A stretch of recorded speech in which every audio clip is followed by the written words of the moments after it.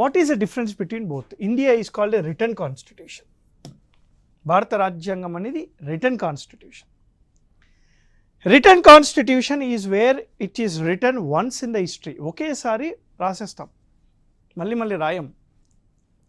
ఒకేసారి రాసేస్తాం కాబట్టి there is a difference between primary and secondary constitution.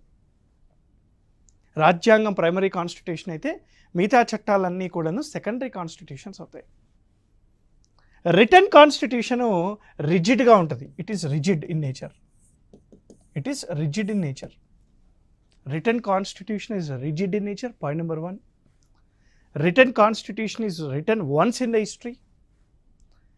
There is a difference between primary and secondary constitution.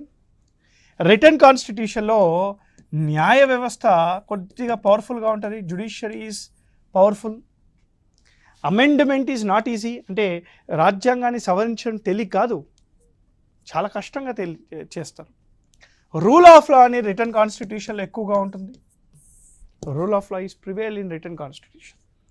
అదే unwritten constitution ప్రతి చట్టము, legislature చేసిన ప్రతి చట్టము ప్రైమరీ లానే. అందుకే లెజిస్లేటివ్ సుప్రీమసీ ఎక్కువ ఉంటుంది అక్కడ.